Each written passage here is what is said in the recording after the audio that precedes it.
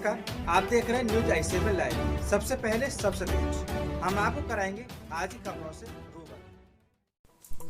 उत्तर प्रदेश के इटावा जनपद के लवेदी थाना क्षेत्र के ग्राम पहाड़पुर से बीते 20 नवंबर को सुबह शौच क्रिया को गई 22 वर्षीय बालिका के लापता होने के बाद दूसरे दिन थाने में भाई द्वारा गुमशुदगी के दर्ज कराने के चौथे दिन बालिका का शव गांव में बने तालाब में तैरता मिलने से सनसनी फैल गई।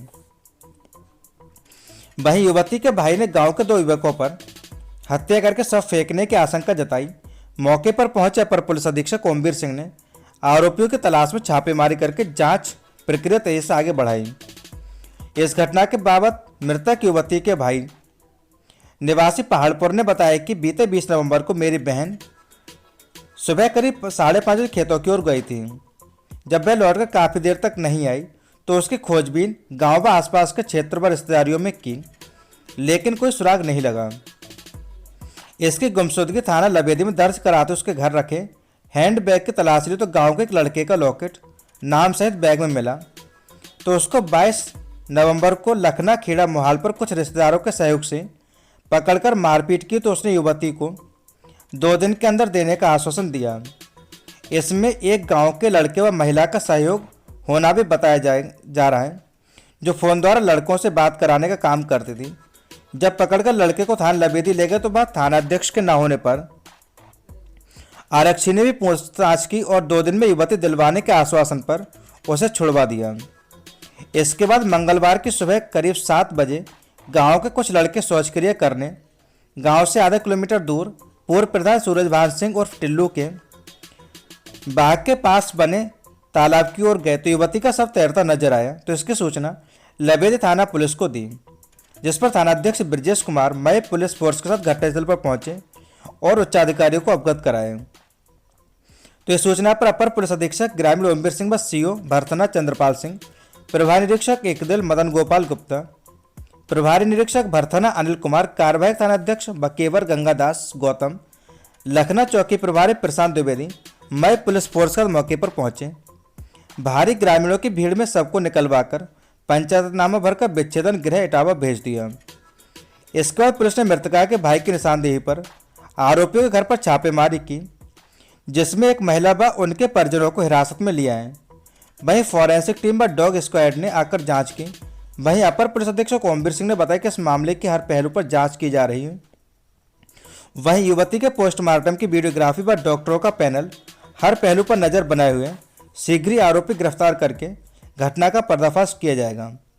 रिपोर्ट स्वयं Dixit, news आई7 live. Lavedi police को सूचना मिली थी कि ये जो पहाड़पुर गांव है इसके पास एक तालाब है, उसमें एक लड़की की डेड बॉडी मिली है।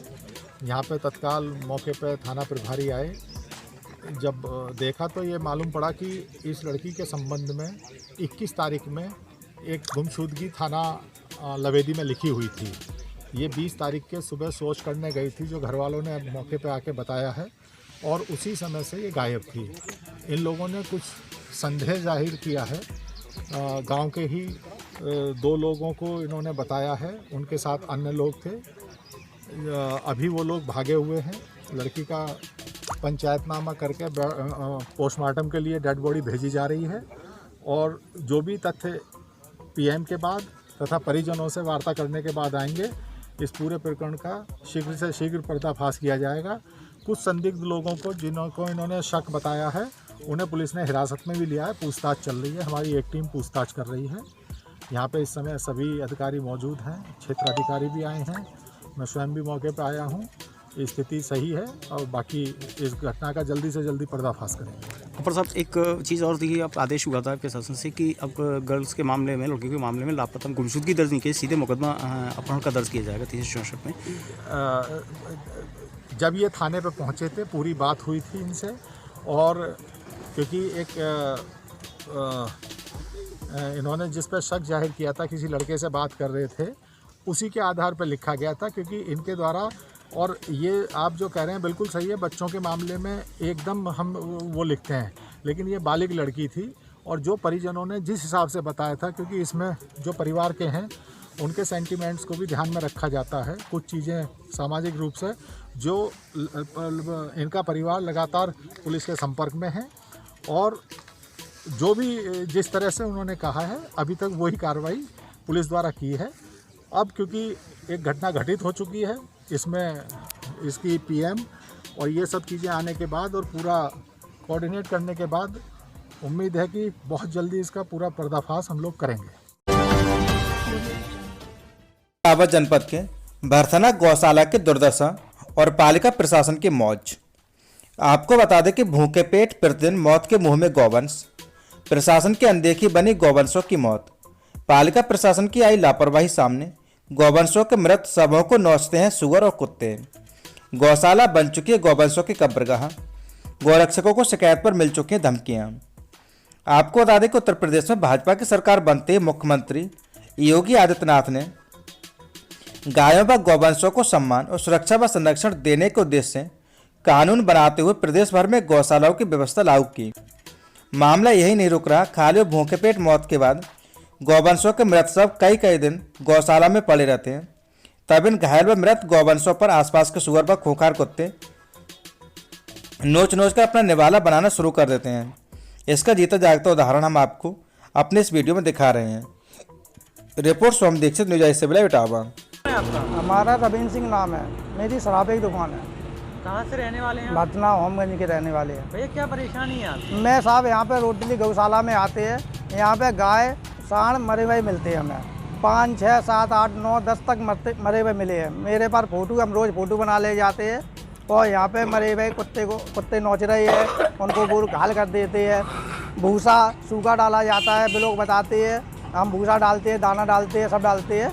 वो कोई चीज़ नहीं डलती है, वहाँ में खाली सूखा भूसा फील्ड में फंसा दिया जाता है। उसके बाद ढेर लगा के वो मलबा के संगे घूरे के गोबर के साथ में फेंक दिया जाता है। जैसा कि अभी आपने कहा है कि डेली कोई ना किसी की डेथ हुई मिलती है। हाँ। तो लगभग कितनी डेली गाँव 2-3 तो रोज ही मिलती है हमें मरी भाई, कभी वही मिलती हैं। आज आप गए हैं, आज कितनी मिली? आज 3 मिली मेरे को। तो कैसे खबी हुई मिली है? मतलब ये कुत्ता नोचते हैं, सुअर खाते हैं। फिर पीछे से आया जी यहाँ पे कर्मचारी लगे हैं तो वो देखते नहीं है। अब वो बताते हैं वहाँ पे मरी हुई मिलती है। अब वो कुत्ता नोच रहा है या सुअर नोच रहा है, हम क्या करें? हमारे पास व्यवस्था नहीं है, पन्नी की और टट्टर की व्यवस्था नहीं है मेरे पास। आप डेली आते हैं? हम डेली आते हैं यहाँ। खाने पीने की व्यवस्था कैसी है गौशाला? खाने की व्यवस्था बहुत गड़बड़ है। क्या मिलता है? इसके परिवारी जो बताती है, हम 6 कुंटल भूसा लगाते हैं, वहाँ पे 2 कुंटल तो भूसा लग नहीं पाता है। सूखा भूसा डाल दिया जाता है, खा लो तो खा लो, नहीं खाओ।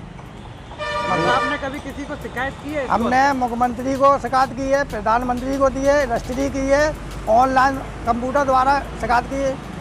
हमने शिकायत की, कोई कार्रवाई नहीं हुई। अधिकारी आते हैं, वो बताते हैं यहाँ पे हरा चारे की कमताई है और यहाँ पे सफाई रहना चाहिए, पानी 24 घंटा मिलना चाहिए।